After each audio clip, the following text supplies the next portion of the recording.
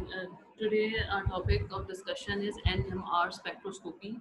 It is the second technique used for the determination of three-dimensional structures of biomolecules, specially proteins के लिए भी use किया जाता है, या डीएनए के लिए भी यूज़ किया जाता है, लेकिन प्रोटियोमिक्स में जो हम पढ़ेंगे it is related to proteins के आपके प्रोटीन्स के स्ट्रक्चर्स के लिए किस तरह से किया जाता है।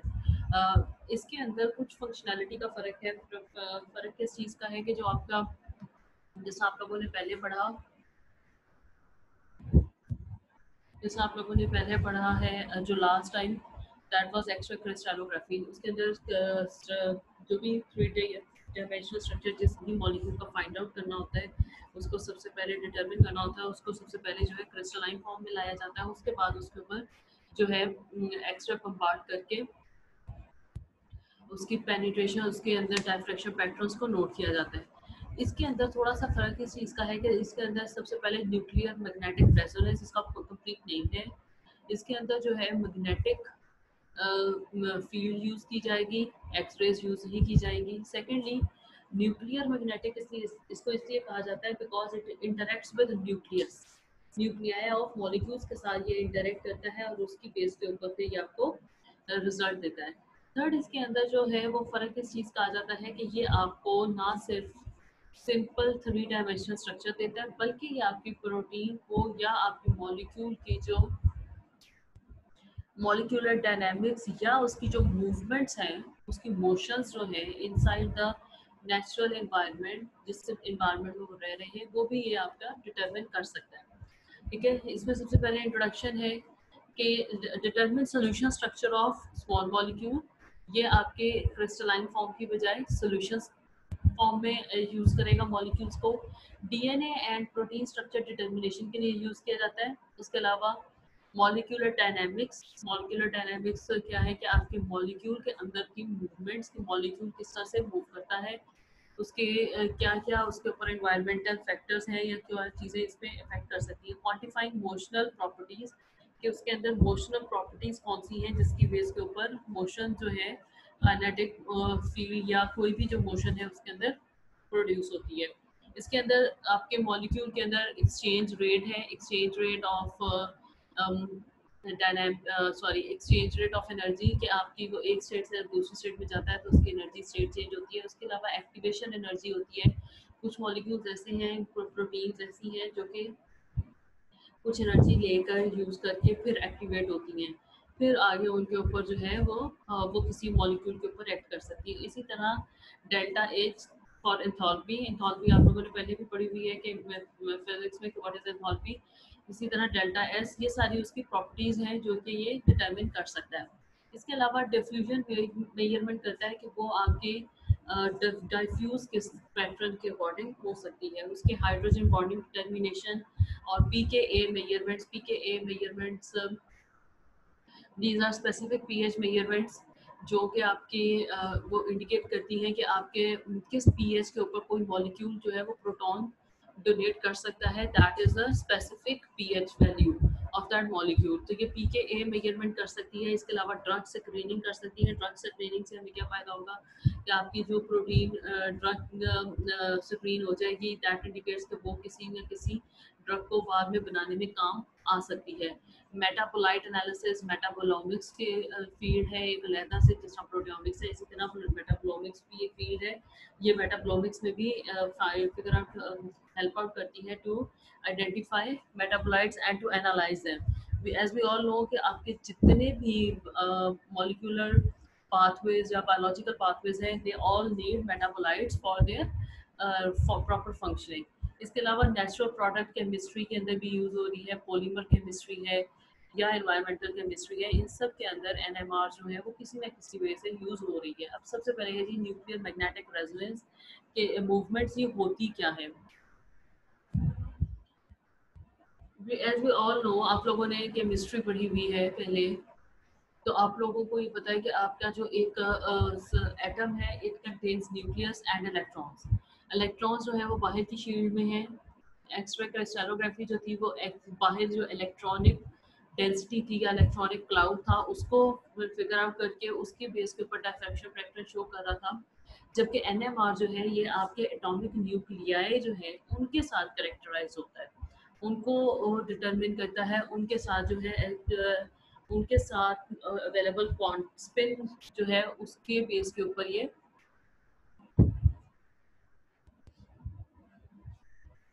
जो आपकी क्वांटम न्यूक्लियर स्पिन है, ये उसकी बेस के ऊपर स्पेसिफिक क्वांटम नंबर जो है उनके साथ इसे करेक्टराइज किया जाता है। All atomic nuclei can be characterised by a nuclear spin quantum number. ठीक है, आई आई जो है that is nuclear spin quantum number. I can be greater than और equal to zero and any multiple of two, one by two. ये one by two का कोई भी multiple हो सकता है और ये आपका जीरो से बड़ा होगा। ठीक है, क्वांटम नंबर हमेशा जीरो से बड़ा या जीरो होगा, जीरो से नीचे या माइनस में नहीं हो सकता। Nuclear with I is equal to zero do not possess nuclear spin. जिस न्यूक्लियस के अंदर आई जीरो होगा वो आपका कोई भी न्यूक्लियर स्पिन उसके अंदर मौजूद नहीं होगी। And consequently are termed NMR silent, और उसको हम NMR साइलेंट बोलते हैं कि ये न्यूक्लियर मैग्नेटिक रेजोनेंस के अंदर किसी किस्म का बिहेवियर शो नहीं करता। All nuclei with I not equal to zero possess spin, charge and angular momentum p. ठीक है, resulting in a nuclear magnetic moment that is micron। ठीक, अब इसके अंदर जो है वो क्या है कि आपके micron is equal to sigma P, sigma नहीं, gamma P, where gamma is magnetogyric ratio of the nucleus. ठीक है, ये आपका एक कांस्टेंट है।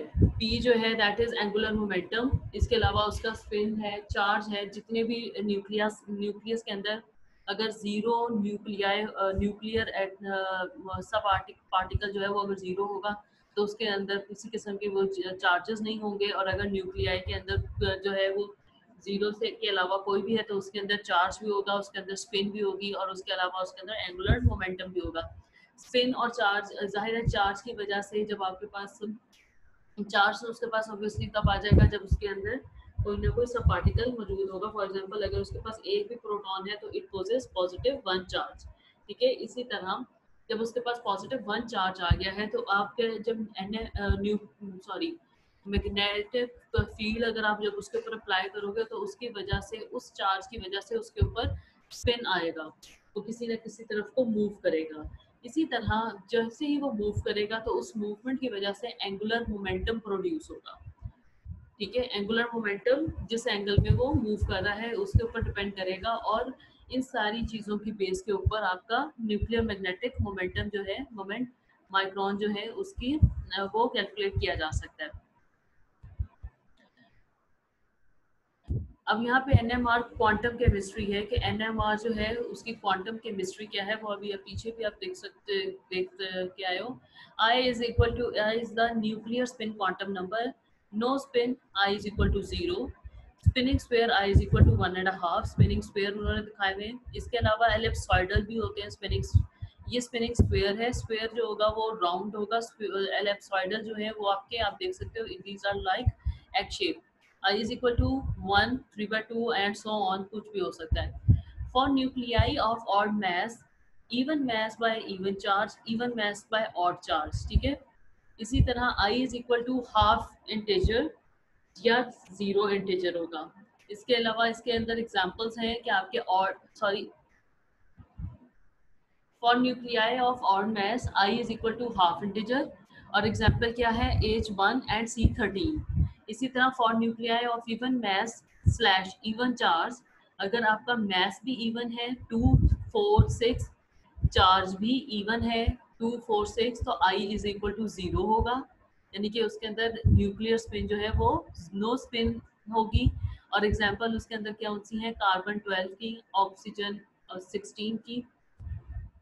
इसके अलावा इवन मास है और ऑड चार्ज है अगर, तो वो आपका कोई इंटीजर होगा।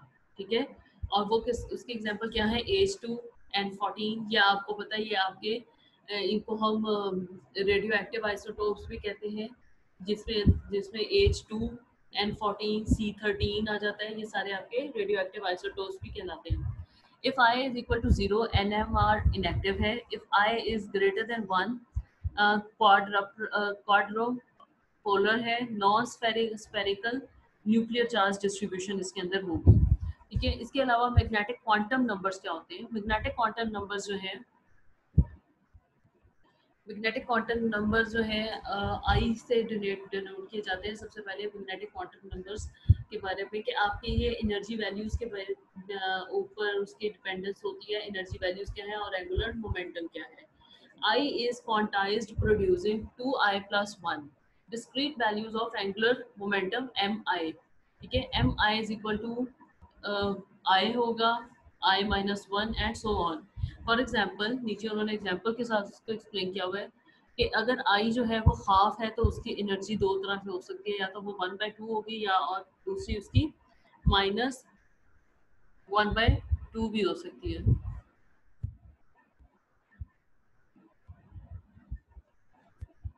आई इज इक्वल टू अगर 1 है तो दैट इज उसके पास एनर्जी लेवल 3 हो जाएंगे, 0 1 -1। इसी तरह आई अगर 3/2 हो जाती है तो दैट विल बी 3/2 1/2 -1/2 एंड -3/2, यानी कि 2i plus 1 के साथ इनके एनर्जी वैल्यूज जो है वो कैलकुलेट की गई है and they are depending on angular momentum to.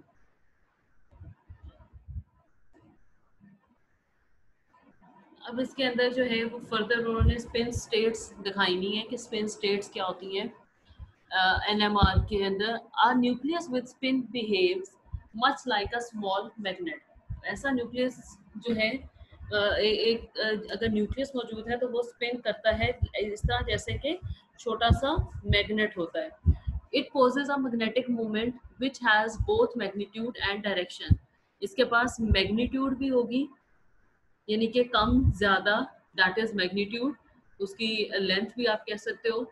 उस मोमेंटम की मैग्नीट्यूड भी होगी और उसके अलावा डायरेक्शन भी होगी, कोई किसी ना किसी डायरेक्शन में वो मोमेंटम मूव करेगा।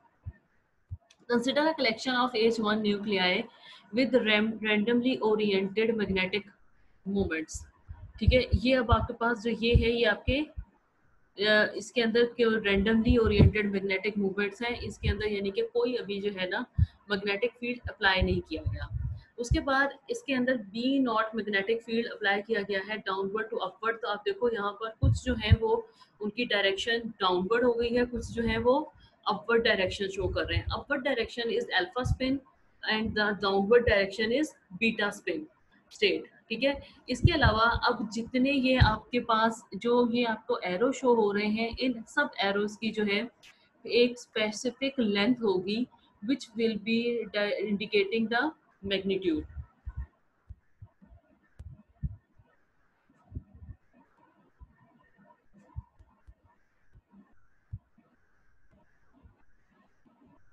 The alpha spin state is lower energy. अब अल्फा स्पिन स्टेट जो है वो लोअर एनर्जी है और आपको पता है इन नेचर जितनी भी चीज़ें हैं वो अपनी लोअर एनर्जी स्टेट में ज़्यादा देर तक एग्जिस्ट कर सकती हैं as compare to higher energy state. There is an excess of alpha spin states.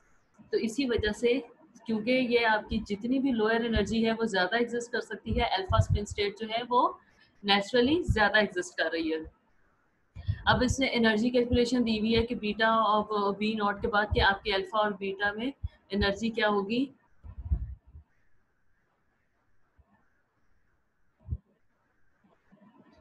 Alpha की एनर्जी और बीटा की एनर्जी आप देख सकते हो।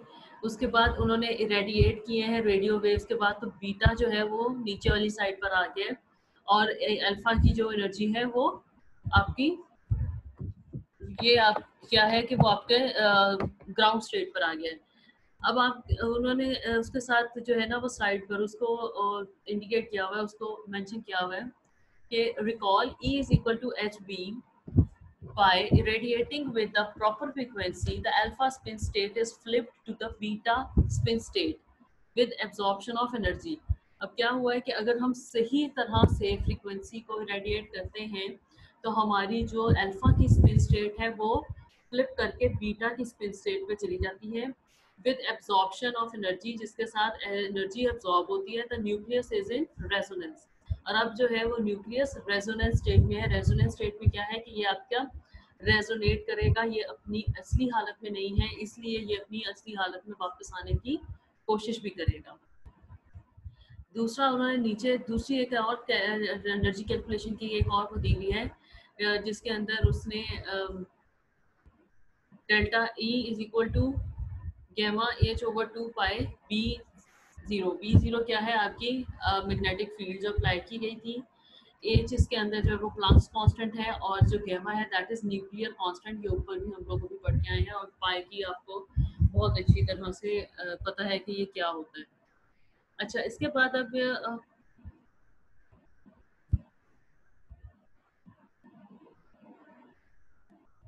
यहाँ पर जो है ना एनर्जी फील्ड पूरी दिखाई हुई है कि एनर्जी किस तरह से मूव करती है। ठीक है, आपके पास सबसे पहले जो है, आप लेफ्ट साइड पे अगर आप देखो तो आपके पास एनर्जी जो है वो ऊपर की तरफ को मूव कर रही है, लेकिन उसको दरमियान में से उन्होंने वो दिखाया है which is the lowest energy state. उसके उसको आगे जो है जैसे जैसे एच नॉट फील्ड जो है वो स्ट्रेंथ ऑफ अप्लाइड फील्ड बढ़ाते जा रहे हैं, उसकी वजह से दो तरफ को एनर्जी जो है वो मूव करती जा रही है because of the resonance between alpha and beta spin states. और इसी तरह वो आखिर में फिर उसको कैलकुलेट किया जाता है।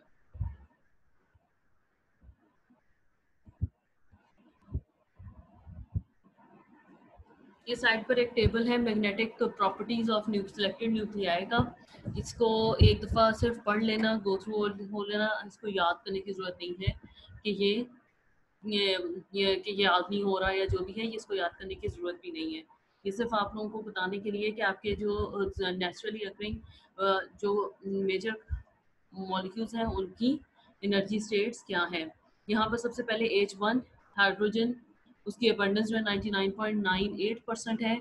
स्पिन उसके अंदर जो है 1/2 स्पिन, हाफ स्पिन है आई की वैल्यू। और जो आपके उसकी एनर्जी स्टेट है दैट इज 26.75। अब जो है दूसरा ड्यूट्रॉन जो है H21, ठीक है, 0.02 उसकी अबंडेंस है। ठीक है, इसी तरह नीचे आपको कार्बन, नाइट्रोजन, फ्लोरीन सॉरी, उसके अलावा क्लोरीन एंड फास्फोरस, इनके बारे में जो है वो गिवन है। Next is the Larmor frequency. अब यहाँ पर लार्मर फ्रीक्वेंसी क्या है, ये आपकी एंगुलर मोमेंटम को फाइंड आउट करने के लिए, या आप कह लो कि न्यूक्लियर मैग्नेटिक मूवमेंट को जो एक्सिस के अलोंग है उसको फाइंड आउट फिगर आउट करने के लिए एक जो है वो स्ट्रेंथ यूज़ की जाती है, और उसकी बेस के ऊपर फिर आगे हमें उसके जो है वो पता लगता है कि क्या डायरेक्शन है। A nuclear magnetic movement will process after the will precess of about the axis of an externally applied field. Nuclear magnetic movement जो है वो हमेशा किस दर होगी, एक्सटर्नली अप्लाइड फील्ड के एक्सेस में, at a frequency proportional to the strength of the applied field. जितनी उसकी फ्रीक्वेंसी होगी उसी के साथ साथ ये अप्लाइड फील्ड की स्ट्रेंथ के साथ साथ उसकी फ्रीक्वेंसी भी बढ़ती चली जाएगी। ठीक है, आगे उसका उन्होंने वो दिया हुआ है रेडिएशन पर सेकंड के हिसाब से, gamma B zero sorry B nought, और उसके बाद gamma B nought by 2 pi that is the Larmor frequency. ठीक है, वेवलेंथ को फाइंड आउट करने के लिए the direction of motion can be clockwise और counter clockwise and is determined by the sign of gamma. Gamma के sign से हमें पता लगता है कि डायरेक्शन ऑफ मोशन क्या है। जैसे हम लोगों ने पहले भी देखा था ऊपर कि उसकी मैग्नीट्यूड के अलावा उसकी डायरेक्शन भी होती है। By convention, the field is applied along the z-axis of a Cartesian coordinate frame. Z axis के along जो है वो फील्ड अप्लाई की जाती है ताकि x और y की मूवमेंट जो है वो ज़्यादा आसानी से देखी जा सके। अब यहाँ पे नीचे उसने जो है वो फील्ड दिखाया हुआ है कि आपके पास देखो उसको बिल्कुल डायरेक्शन में सीधा नहीं, थोड़ा सा तिरछा उसके ऊपर वो फील्ड अप्लाई की गई है, उसकी वजह से वो ऊपर किस तरह से मूव कर रहा है। ये आपकी फील्ड जो यहाँ पर जी के ऊपर अप्लाई की गई है दैट विल इंडिकेट कि इसकी डायरेक्शन क्या हो सकती है। The RF pulse. अब इसके बाद जो नेक्स्ट इसका जो है वो RF पल्स है। An RF pulse applies a torque to the bulk magnetization vector which drives it to the XY plane from equilibrium. अब यहाँ पर क्या है कि हम इसके ऊपर आरएफ पल्स जो है वो जनरेट की जाती है, जिसके जिसके अंदर टॉर्क उसके ऊपर अप्लाई किया जाता है ताकि बल्क मैग्नेटाइजेशन फैक्टर जो है उसको ड्राइव किया जा सके या उसको मूव करके इक्विलिब्रियम स्टेट पे लाया जा सके, bulk magnetization factor M naught को। ठीक है, अब इसके इक्विलिब्रियम को लाने के लिए इसके लिए क्या है कि एक्स वाई प्लेन में इसको इक्विलिब्रियम पे लाया जाता है और जी प्लेन के ऊपर ये अप्लाई की जाती है। Theta is equal to 360 gamma b1 tp degrees. अब 90 डिग्री पल्स जो है moves net magnetization from the z axis to the xy plane, और अगर 180 पल्स है तो चेंज द नेट। आप देख सकते हो कि अगर आपके पास एक्स वाई प्लेन होगा तो उसका सॉरी 90 पल्स में आप देख सकते हो कि B1 की इंडिकेशन जो है वो बाहर की तरफ को, आपकी तरफ को शो हो रही है, और किस तरफ को जा रही है, एक्स की तरफ को और वाई की तरफ को। लेकिन अगर आप 180 पल्स इसके ऊपर लगाते हो या आरएफ पल्स जो है उसको ज्यादा कर देते हो, 180 डबल करते हो 90 से, तो वो जी एक्सिस के अलोंग जो है वो अपना जो है नेट मैग्नेटाइजेशन को शो करती है, जैसे कि इस फिगर में वो शो कर रही है कि यहाँ पर उसकी नेट मैग्नेटाइजेशन जो है वो टुवर्ड्स जी हो गई है। That is through the beta state, and यहाँ से यहाँ पर उसकी क्या है, स्टेट चेंज होगी, अल्फा से बीटा पे चली जाएगी। अब ये उसने कुछ विजुअलाइजेशन शो की हुई है कि स्टैटिक फील्ड में और आरएफ पल्स में आपके मैग्नेटाइजेशन वेक्टर्स को कैसे जो है वो इंडिकेट किया जाता है। इसको आप छोड़ दो। इसके बाद सिग्नल डिटेक्शन आती है कि आपके उसके ऊपर जो जो कुछ न्यूक्लियस के ऊपर अप्लाई होना था वो हो गया। अब डिटेक्ट इसको कैसे किया जाता है। Signal detection, the rotatory magnetization vector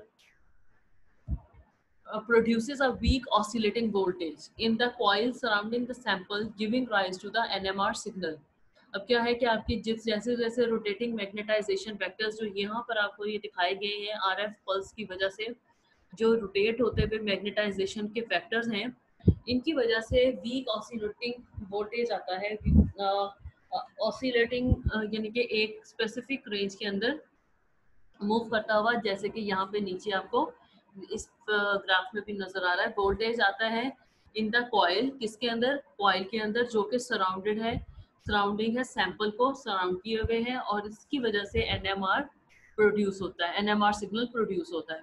return to equilibrium by relaxation mechanism, इसके बाद जो है उसको इक्विलिब्रियम में लाया जाता है यूजिंग रिलैक्सेशन मैकेनिज्म। अब आप देखो यहाँ पे सबसे पहले जो है, पहले उसके पास जो आ रहा था सिग्नल ऑसिलेटिंग वोल्टेज काफ़ी बड़ी पीक्स थी, अब उसको रिलैक्सेशन स्टेट में जब लाया गया है तो उसकी पीक्स जो है आहिस्ता आहिस्ता छोटी होती चली जा रही हैं। एनएमआर की जो फ्रीक्वेंसी है या टाइम है, एफआईडी है, ये सारी चीज़ें जो है उसको हेल्पफुल बनाती हैं आगे जो है फाइंड फिगर आउट करने के लिए, ताकि उसके अंदर जो है उससे आपकी क्या है कि जितनी फ्रीक्वेंसी होगी या जो टाइम होगा, that will indicate different properties of your molecule. अब यहाँ पर उसके अंदर ये टाइम डोमेन है। यहाँ सबसे पहले जो उन्होंने पीक दिखाई है कि पीक जो है वो स्टार्टिंग में ज़्यादा थी, फिर Aahista Aahista specific time domain के बाद कम होती चली जा रही है। तो ये टाइम स्केल जो है वो हाई रेजोल्यूशन एनएमआर का फ्रीक्वेंसी बेस्ड है, और टाइम साथ साथ यहाँ पर आप देख सकते हो 1 gigahertz, 1 megahertz, 100 hertz and 1 hertz, और यहाँ पे टाइम है 1 picosecond, 1 nanosecond, 1 microsecond, millisecond and 1 second. तो ये आपकी जो है पिको सेकेंड से नैनो सेकेंड तक मॉलिक्यूलर टम्बलिंग, उसके बाद 1 पिको सेकेंड से हाफ नैनो सेकेंड तक, माइक्रो सेकेंड तक इंटरनल मोशन है, हाफ 1 माइक्रो सेकेंड से लेकर 1 सेकेंड तक केमिकल रिएक्शन और उसकी एक्सचेंज, डिफ्यूजन्स हैं, केमिकल ड्रिफ्ट्स हैं, जे कपल है, T1 T2 NOE, relaxation and internal motions. ये सारी चीज़ें जो हैं वो डिफरेंट टाइम स्केल्स के ऊपर, एनएमआर के डिफरेंट टाइम स्केल्स के ऊपर फाइंड आउट की जाती हैं। और इसी तरह जो जो चीज़ फाइंड आउट करनी होती है या जो प्रॉपर्टीज फाइंड आउट करनी होती है, उसकी बेस के ऊपर ये आपका टाइम स्केल जो है वो सेट किया जाता है। NMR concept of relaxation, relaxation अब यहाँ पर पीछे आया था वर्ड, रिलैक्सेशन क्या है। Once excited to the higher energy state, as we all know कि आपका जब भी कोई चीज़ हायर इस एनर्जी स्टेट में जाएगी तो वो क्या करेगी कि वो अपने उस स्टेट के अंदर चूँकि ज़्यादा देर रह नहीं सकती, वो स्टेबल नहीं होगी, तो इसलिए वो क्या करेगी, वो अपनी इनिशियल स्टेज में आने की दोबारा कोशिश करेगी जहाँ पर वो स्टेबल थी, इक्विलिब्रियम रीच करने की कोशिश करेगी। इसको हम रिलैक्सेशन मैकेनिज्म कहते हैं। सबसे पहले once excited to the higher energy state by an RF pulse value, the spins will return to their initial equilibrium condition by means of two relaxation mechanism. इसके लिए वो दो relaxation mechanism यूज करता है, one is the T1 and the second one is T2. T1 relaxation is the longitudinal one and the T2 relaxation system is transverse one. Longitudinal क्या होता है कि spin lattice relaxation occurs by transfer of energy to the surroundings.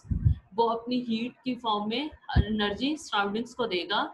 Dipolar coupling to other spins और इसी तरह dipolar coupling करेगा other spins की और उसकी वजह से resulting in recovery of mv to 63% of original value और इसी तरह वो अपने original momentum की 63% पे आ जाएगा। इसी तरह T2 रिलैक्सेशन जो है वो स्पिन स्पिन रिलैक्सेशन है और उसकी वजह और किस तरह होती है, occurs by redistribution of energy among various spins of the system. System के अंदर मौजूद दूसरे स्पिन्स को एनर्जी देके results in the recovery of 37% of original value. अब वो 37% देता है और वो 63% दोनों को जब कंबाइन करेंगे तो that will be 100%. T1 and T2 are routinely equivalent for most NMR experiments. NMR line width is 1 by T2 for spin half nuclei. Inorganic and organometallic line widths जो है उसके लिए नीचे उन्होंने एक फॉर्मूला दिया हुआ है जिसके अंदर जो है क्वाड्रपोल मूवमेंट्स, उसके बाद इलेक्ट्रिक फ्री ग्रेडियंट, उसके अलावा कोरिलेशन टाइम और स्पिन क्वांटम नंबर जो है वो यूज किया जाता है इनऑर्गेनिक के लिए और ऑर्गेनो मेटालिक के लिए. For example in certain proteins there are certain types of metals attached to them for their as a cofactor for their proper functioning. तो उन सब केसेस में भी ये वाली फीड जो है या ये जो नीचे लाइन पर दी हुई है ये यूज की जाती है. अच्छा जी, लॉन्गिट्यूजनल रिलैक्सेशन मैकेनिज्म जो है that is dipole dipole interaction through space. ये आपके थ्रू स्पेस जो है वो डायपोल डायपोल इंटरेक्ट करेंगे और अपनी स्टेट्स जो है वो वापस लेकर आएंगे. Most significant for high natural abundance nuclei with a large magnetogyric ratio depends highly on gyromagnetic ratio and the distance between the two nuclei. gyromagnetic ratios के ऊपर और उसके अलावा जो डिस्टेंस है दो न्यूक्लियस के दरमियान उनके ऊपर बहुत ज़्यादा डिपेंड करता है क्योंकि इनको स्पेस चाहिए फॉर इंटरेक्शंस. इसके अलावा इसके अंदर इलेक्ट्रिक क्वाड्रोपोलर रिलैक्सेशन है न्यूक्लियाई ऑफ स्पिन जिसमें जो है वो half possess are non spherical distribution of electric charge and consequently an electric magnetic moment. The quadrupolar coupling constant is large megahertz range and dominates over the other types of relaxation and depends on quadruple movement of nucleus. ये सारी terms आप लोग FSc में पढ़ के आए हुए हो, दोबारा एक दफा उधर से